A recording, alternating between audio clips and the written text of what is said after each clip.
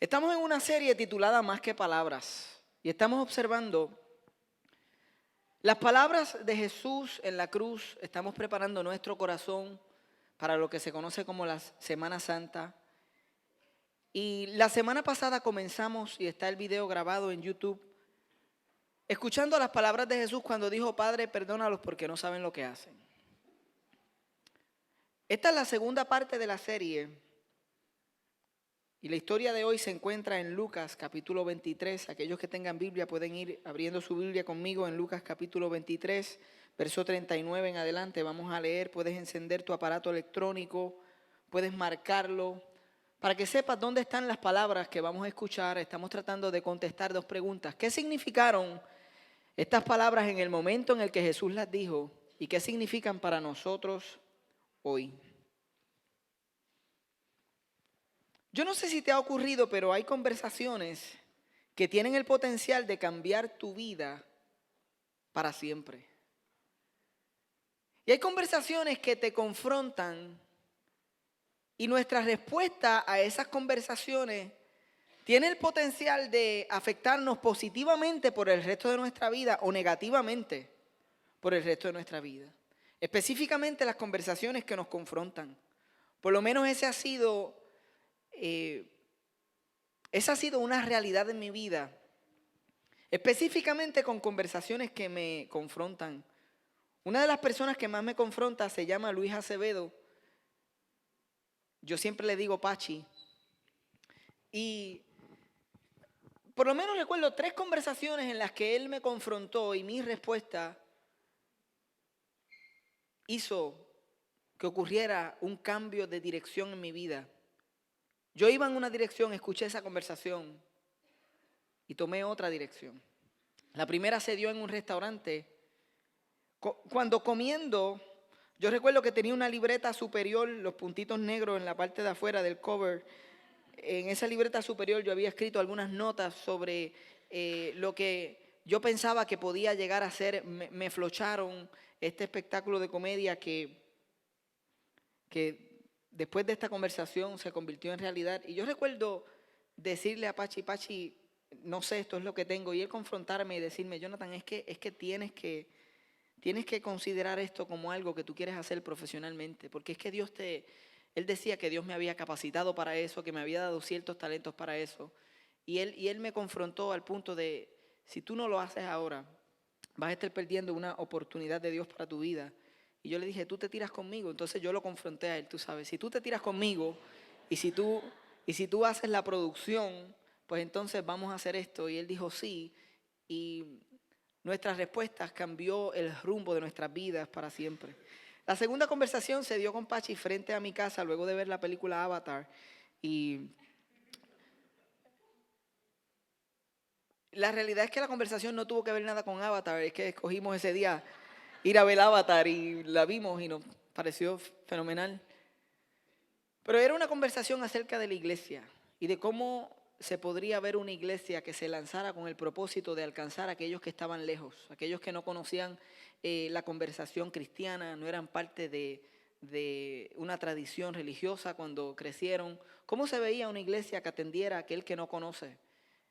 Y en una marquesina, en la cuesta de mi marquesina, mirando las estrellas, Pachi y yo, nada romántico, pero mirando las estrellas, recuerdo hablar sobre la iglesia que podíamos lanzar y fueron los primeros pasos de lo que hoy es Mar Azul. Fue esa confrontación de que era necesario que nosotros hiciéramos algo y finalmente en estas últimas vacaciones tuve la oportunidad de visitar a Pachi y en una conversación él confrontó mi vida y me dijo: Jonathan, yo creo que hay ocasiones en las que tú puedes ser bien intimidante.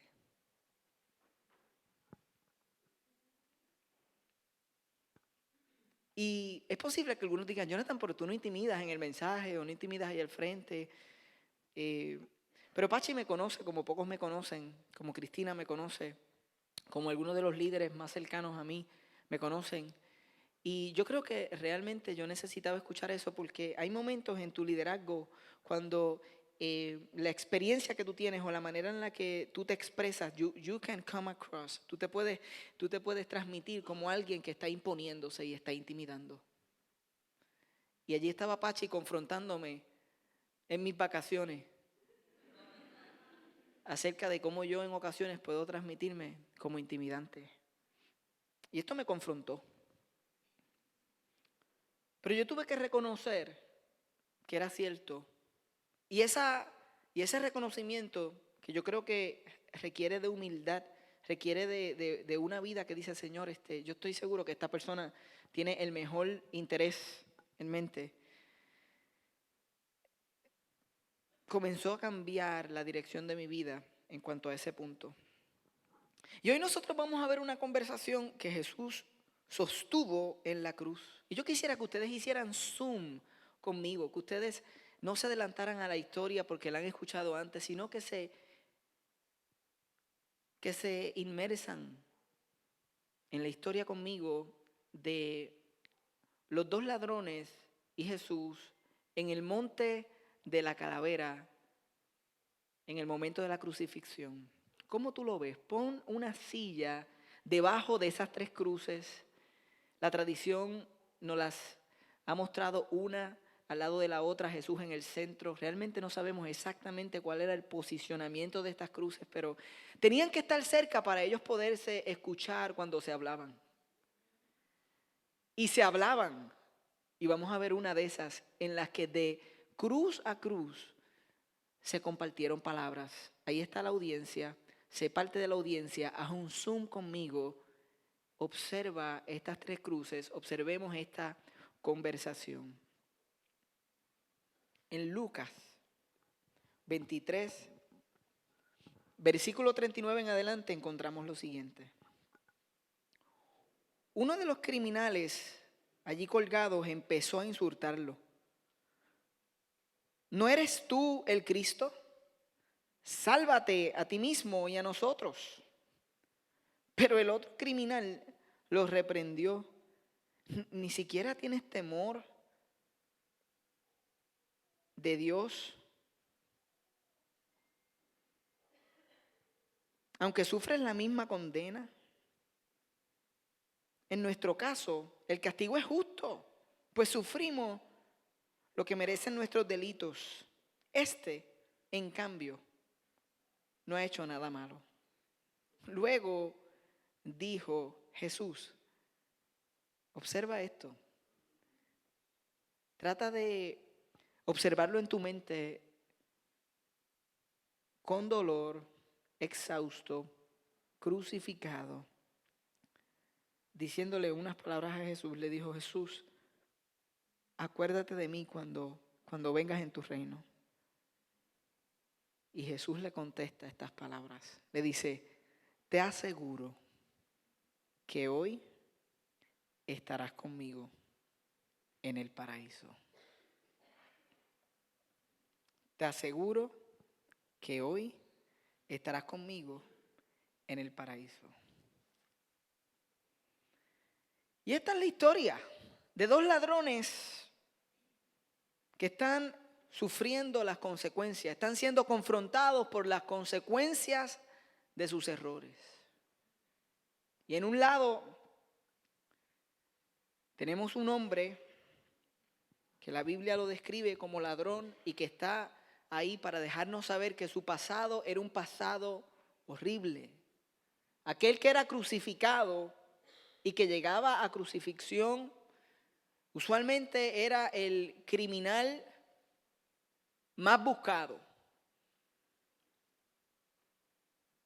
Y aquí tenemos un ladrón que cuando es confrontado en este momento de muerte con las consecuencias de sus errores, todavía no puede reconocer a Dios,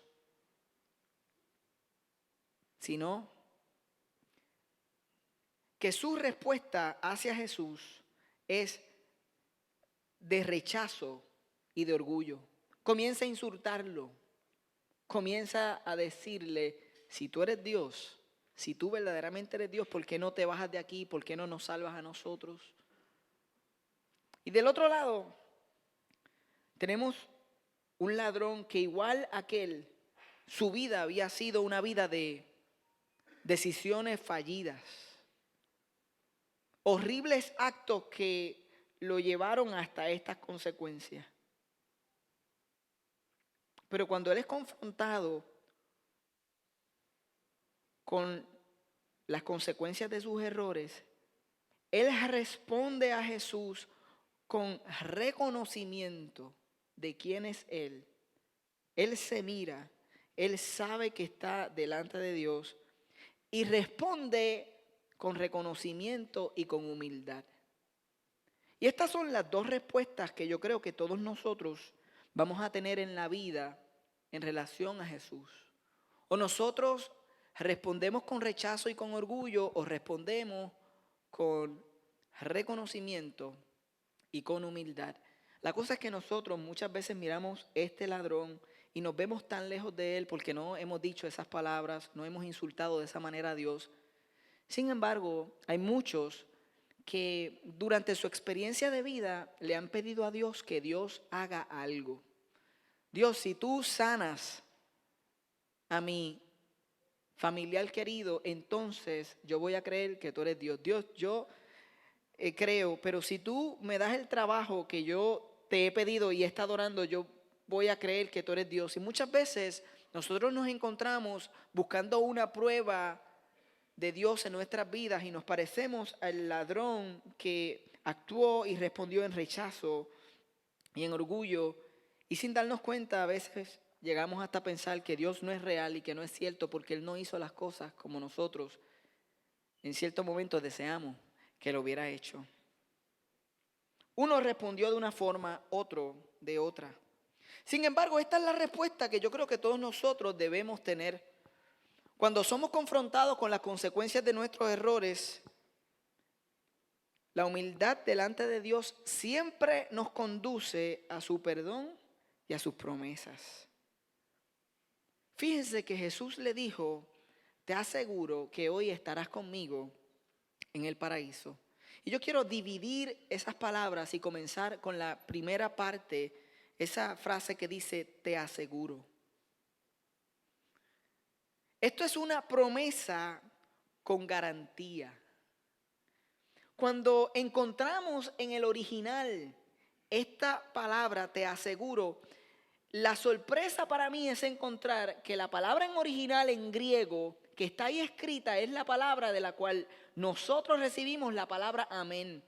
Y amén es una afirmación, es como una exclamación que significa así sea. Y en el tiempo de Jesús, cuando tú utilizabas esta palabra que se traduce como te aseguro en esta versión y en otras versiones, de cierto os digo, y en inglés surely, surely, cuando miramos el original y en el tiempo de Jesús, esa palabra se utilizaba al principio de una oración o de un statement que tú ibas a hacer verídico.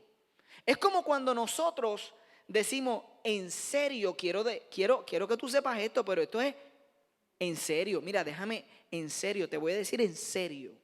Jesús comienza su promesa con una garantía porque Él sabe que lo que Él va a decir en estas palabras va a sonar tan bueno que va a ser como too good to be true. ¿Ustedes han escuchado esa expresión?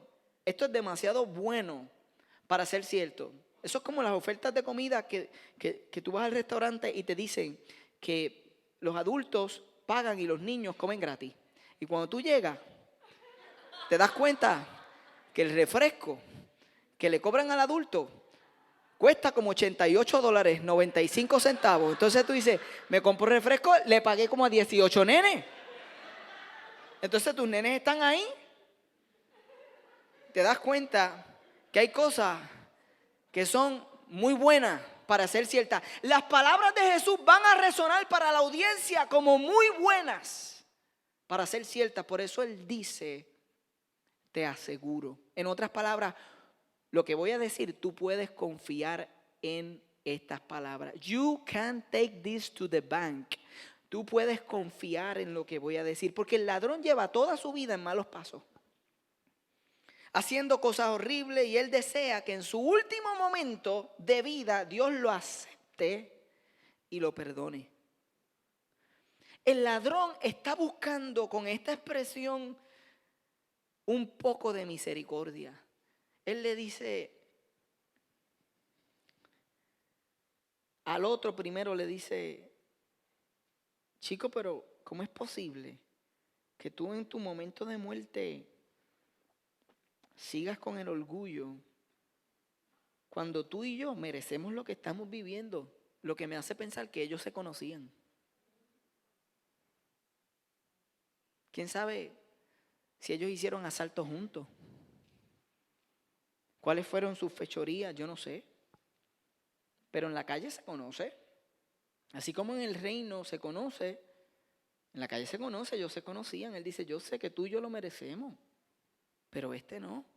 Y se vira a Jesús y le dice: acuérdate de mí cuando vengas en tu reino. Pero esas palabras resonaron tan fuerte en mi corazón, porque yo pienso que el ladrón estaba buscando un poco de misericordia. Era como si estuviera pidiendo una casa reposeída en el cielo.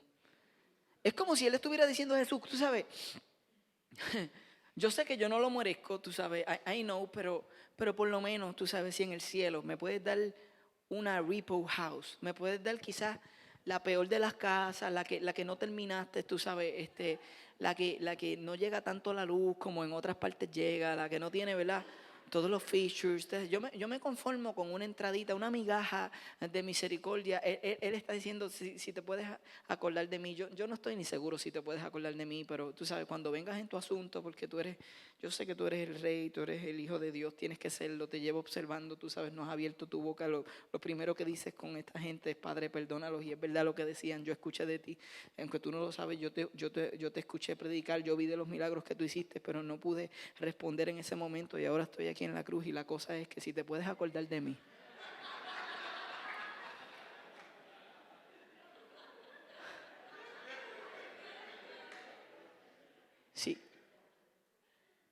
Si cuando vengas, tú sabes, tú te acuerdas del momento de la cruz y que yo estaba a tu lado, tú sabes, si me das una entrada, una entradita, aunque sea una pequeña parcela, que yo pueda invadir, algo que yo pueda tener, dame, sabes, trátame.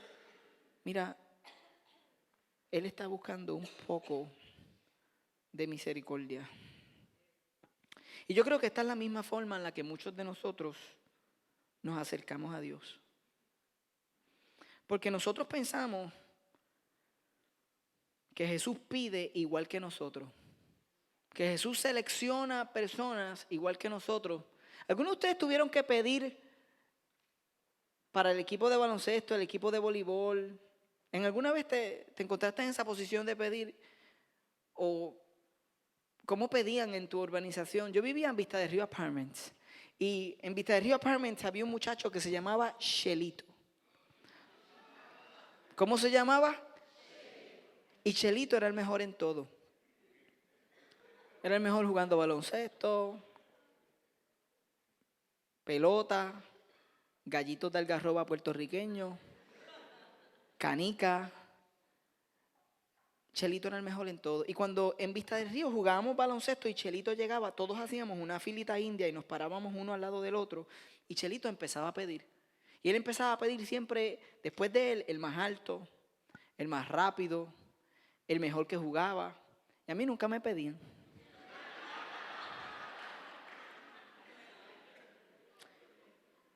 ¿Y cuántos de ustedes se han encontrado en esa posición que no te piden porque no eres el más talentoso, porque no eres el más grande, no eres el más fuerte, no eres el mejor que juega? ¿Y no será que nosotros pensamos que de la misma forma Dios selecciona? ¿Por qué? Porque lo que me pasó tiempo más tarde es que cuando llegué a intermedia comencé a jugar un poquito mejor baloncesto, y llegó el momento en el que me tocó a mí pedir. Y cuando a mí me tocó pedir, yo pedía al más alto, el más rápido, el más fuerte, el mejor que jugaba, y siempre estaba Henry. Y Henry era torpe jugando, Henry era lento, Henry no le jugaba, y no le gustaba seguir las reglas. él quería hacer double todo el tiempo y running, y yo no lo quería pedir. Entonces, ¿no será que nosotros hemos estado en los dos lados y que nosotros seleccionamos a las personas basado en talento y basado en las capacidades que tienen, y que de esa misma forma nosotros pensamos que Dios selecciona? Jesús no selecciona personas basadas en sus talentos, ni basadas en lo que ellos pueden traer a la mesa, porque este ladrón no trajo nada. Este ladrón no trajo una lista de logros. Si trajo algo, fue una lista de fracasos, y está siendo exhibida al ser crucificado. Sin embargo, Jesús lo acepta con su respuesta, que comienza diciendo: yo te aseguro, esto es verdadero, esto es cierto. You can trust in these words. Con esta respuesta, Jesús no solamente le está diciendo que lo acepta, sino de qué forma lo acepta. No es misericordia, te voy a dar una parcelita, vas a entrar de chiripa al cielo. Es misericordia extravagante. Esa es la misericordia que Jesús ofrece. Misericordia extravagante, misericordia por sí sola es que tú no recibes lo que mereces. Eso es misericordia. Cuando Daniel se comió toda la Nutella un día y yo lo vi y se supone que lo corrigiera y había una consecuencia y yo le libré de esa consecuencia, misericordia. Por misericordia hoy no te voy a regañar que te comiste toda la Nutella.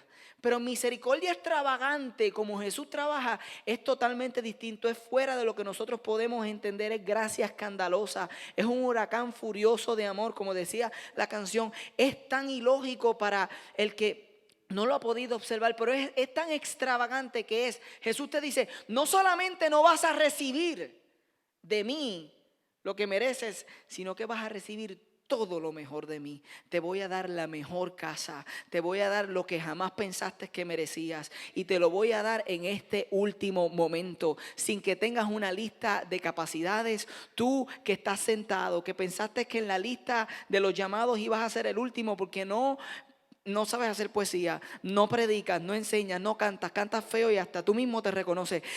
Y tú dices: no hay espacio para mí, no puedo ser maestro. No, tú piensas que en la repartición de talentos a ti no solamente te dejaron fuera, nunca te llegó la invitación. Y estás ahí sentado pensando: Dios va a seleccionar a John, Dios va a seleccionar a Juan, Dios va a seleccionar a Jazz, pero a mí no. Con esta historia, si tú haces zoom y puedes observar, Jesús está diciendo: no te equivoques, porque tú no tienes que traer nada a la mesa para yo seleccionarte y aceptarte. Tú puedes confiar en mí. Te aseguro, te aseguro, te aseguro. No solamente es una promesa con garantía, sino que es una promesa inmediata, porque lo segundo que dice Jesús es que hoy.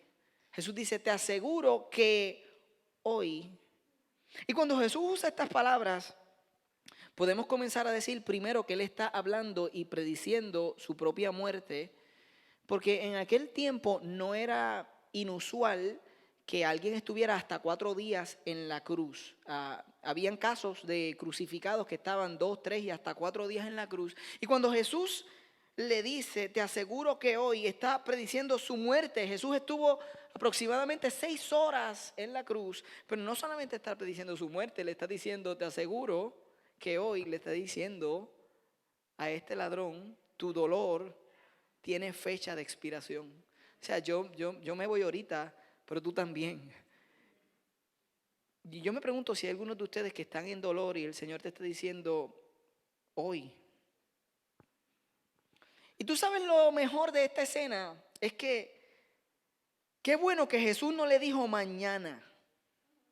Qué bueno que Jesús no le dijo mañana, porque si lo hubiera dicho mañana, hubiera abierto la puerta para nosotros. Cuando nosotros pensamos acerca de buscar misericordia y hubiéramos pensado que hay momentos donde Dios dice: hoy no te la voy a dar. Es como ese lugar que tú llegas y dices: hoy no fío, pero mañana sí.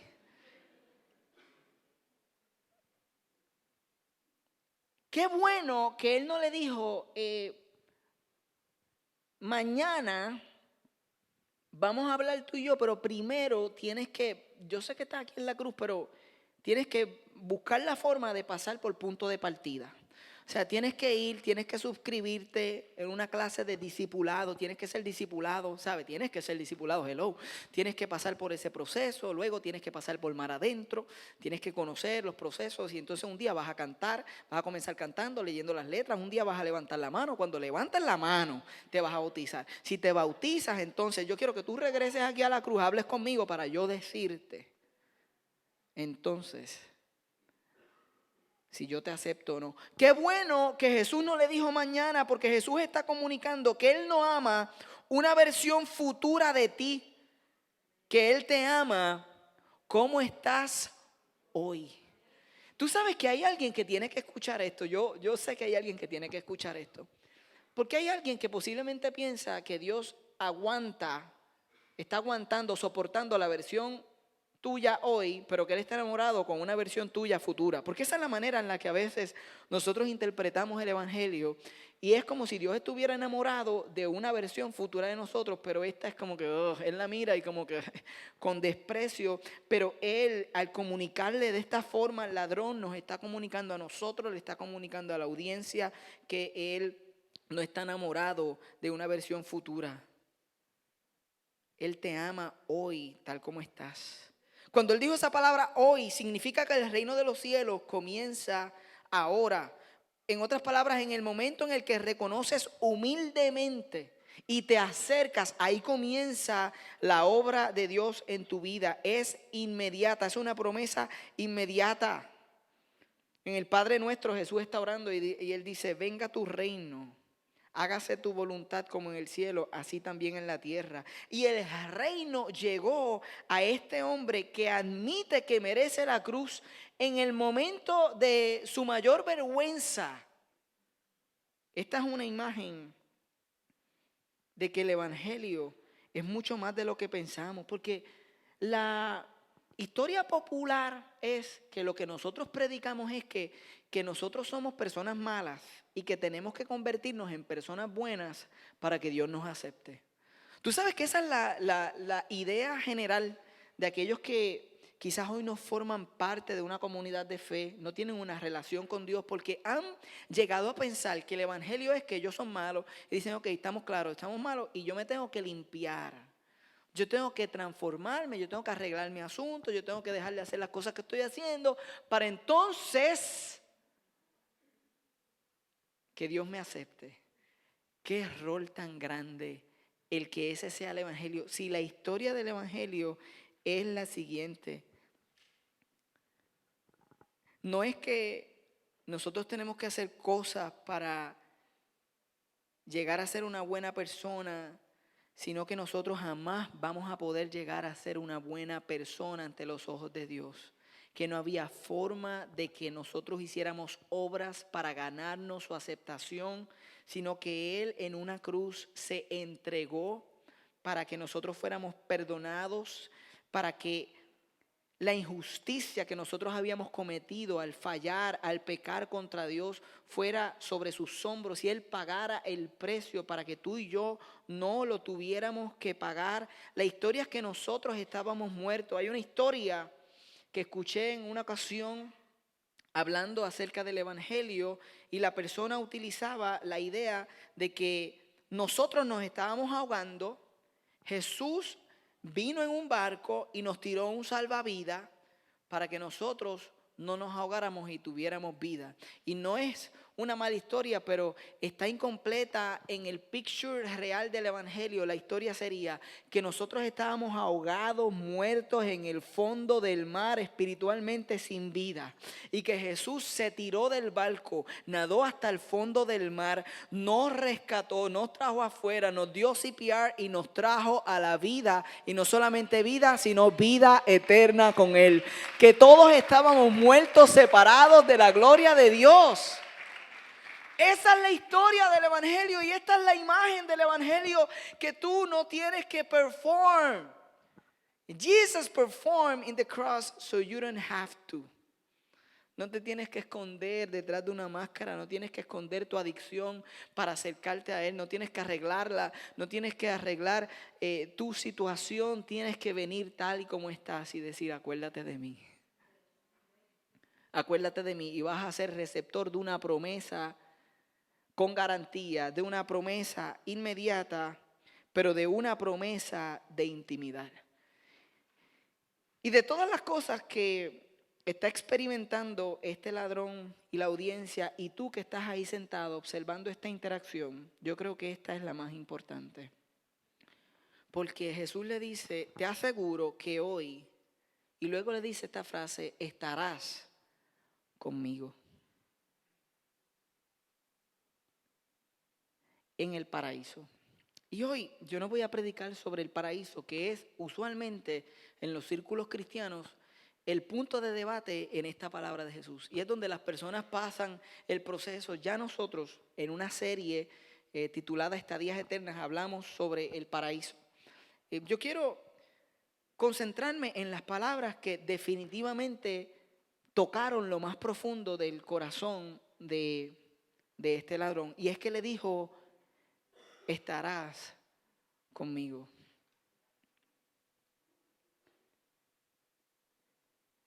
Cuando él escucha estas palabras, yo estoy seguro que él está totalmente sin aliento. Pero él recibe tanta esperanza. Sus ojos se abren. Yo me imagino que por unos segundos el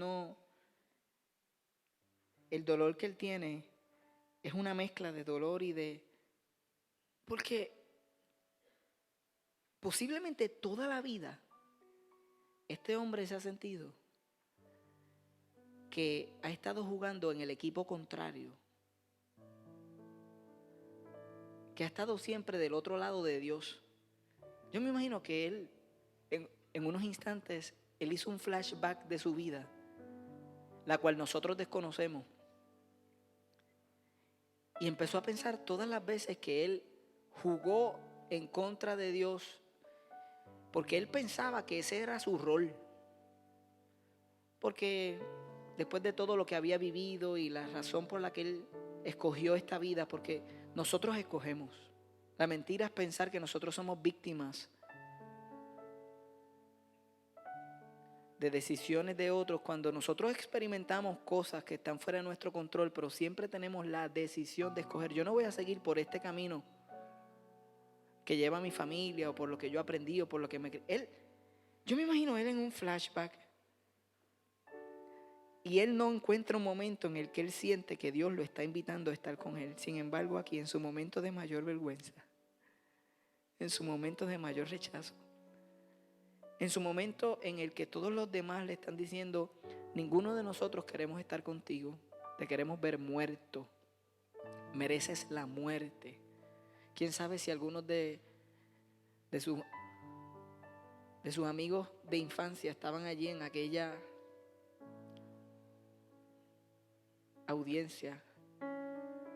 Quién sabe si él a sus propios amigos les había hecho mal. Yo no sé.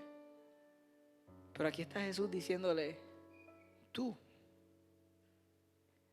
vas a estar conmigo. You and me together. Es la primera vez quizás en su historia donde él entiende que en lo más profundo de su ser, él va a ser reconectado con aquel que lo ama a pesar de lo que ha vivido.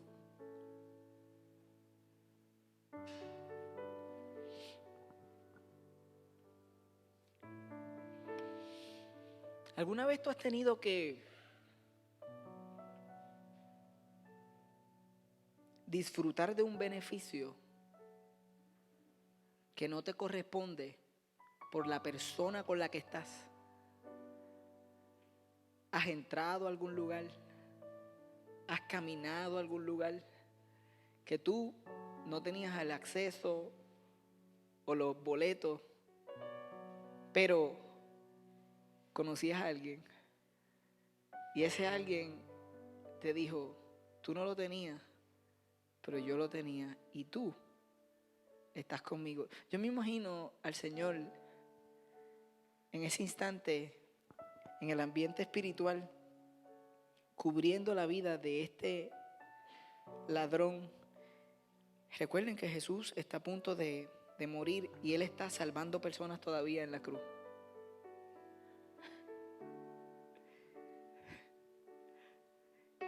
Él subió allí sabiendo, yo tengo que decir unas palabras y una de las conversaciones que voy a tener es con este. Y este es mío. Este está conmigo. Y la audiencia vuelta loca.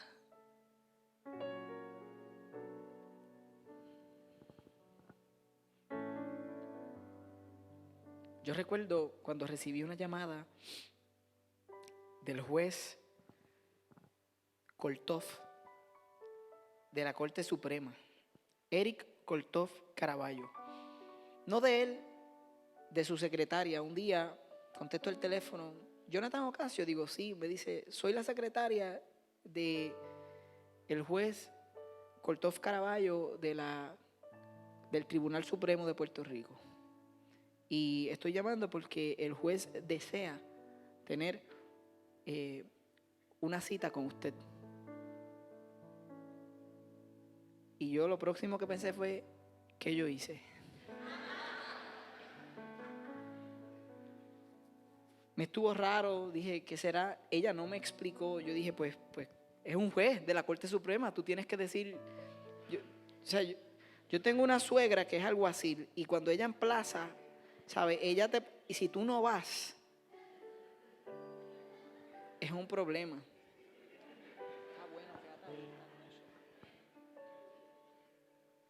Este es un juez supremo.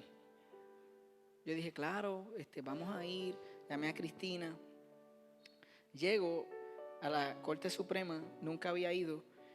Y allí está Jerome Mincy, basquetbolista de Bayamón, vaquero. ¿Hay vaqueros aquí?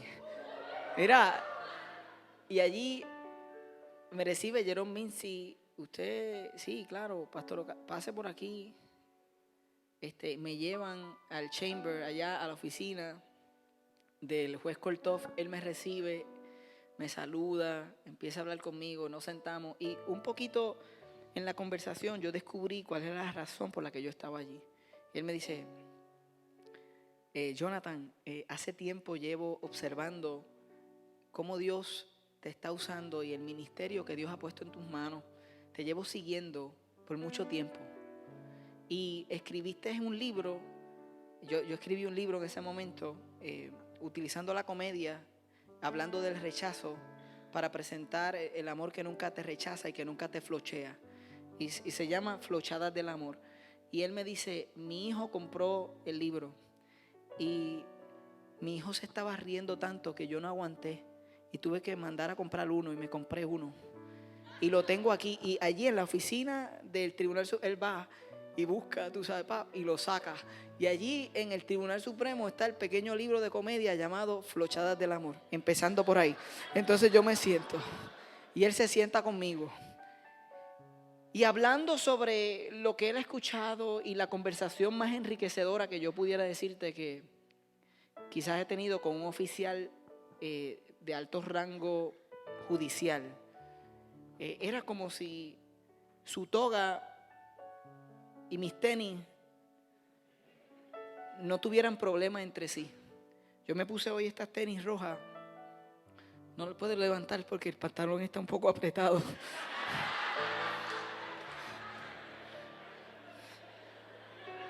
Pero cuando salgan, si ustedes quieren observar estas tenis rojas, son las mismas tenis rojas que yo tenía ese día. Y nunca las voy a olvidar y las he guardado desde ese entonces.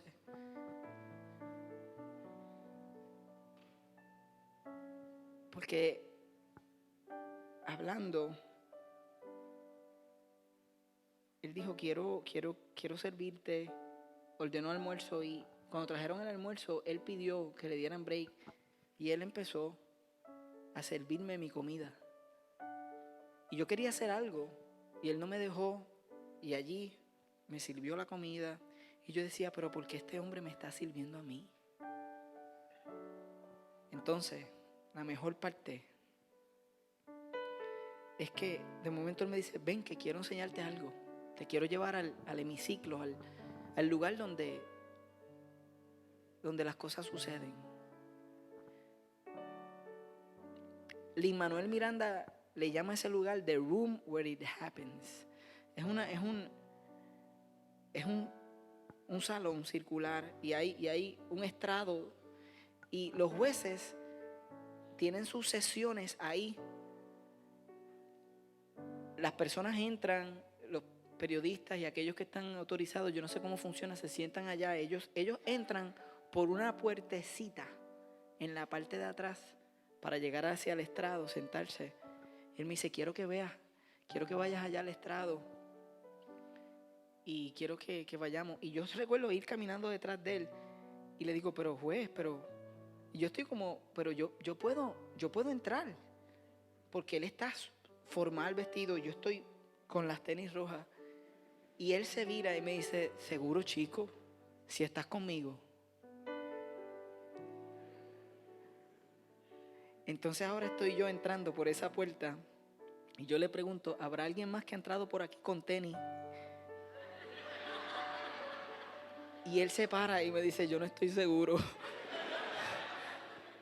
Y 2 minutos más tarde estoy parado sobre un logo de la Corte Suprema y yo veo esas tenis, son rojas, y es como si el Señor me hablara y me dijera, Jonathan, recuerda que ha sido mi sacrificio, ha sido mi sangre, ha sido mi elección la que te ha abierto puertas, la que te ha llevado a lugares, no tus talentos, no tus capacidades.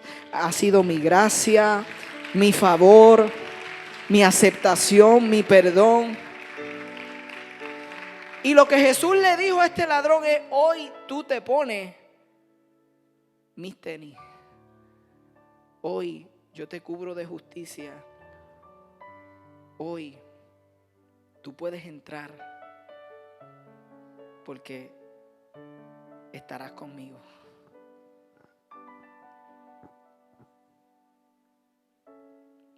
Nosotros conocemos la respuesta de Jesús a la búsqueda de misericordia en esta historia. Ahora, si tú estabas ahí zoom in conmigo y tú estás observando a Jesús, a los ladrones, ¿qué tal si por unos segundos tú observas que Jesús se vira a mirarte a ti?